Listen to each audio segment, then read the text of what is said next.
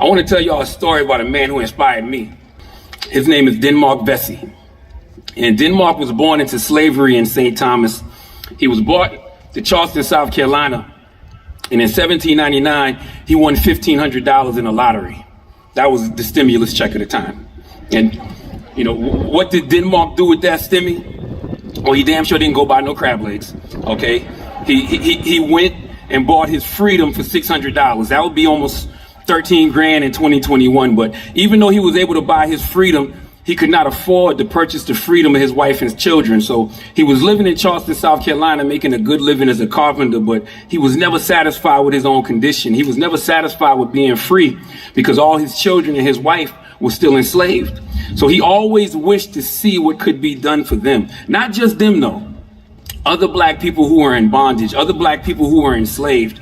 See, it would have been easy for Denmark to turn his back on his people. He was a free man. He was wealthy.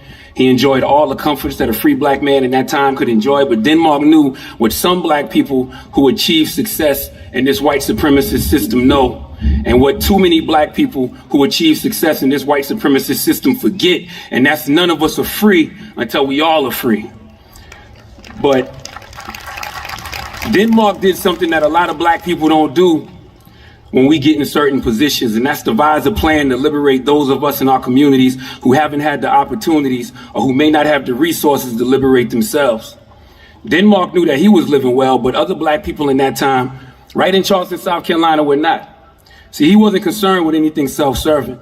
He knew his purpose came in service to others, and he organized and led what potentially would have been one of the biggest slave revolts in American history. See, what Denmark planned to do was kill the slaveholders in Charleston, liberate the slaves, and sail to the Black Republic of Haiti for refuge.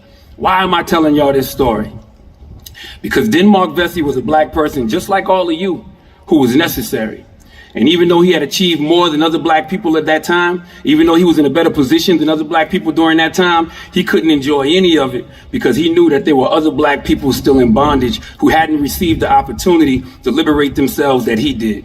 So he decided to take matters in his own hands and go back and free those who didn't have the opportunity to free themselves.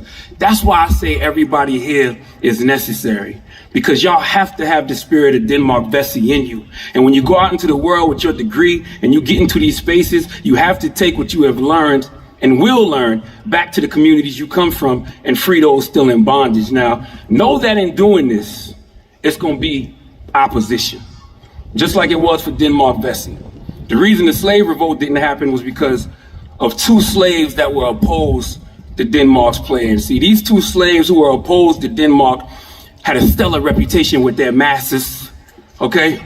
See, some Negroes be so happy to be in good with white folks that they forget where they came from. They don't care about the liberation of black people because in their mind, making it is getting in good with their oppressor. They happy continuing to make massa rich.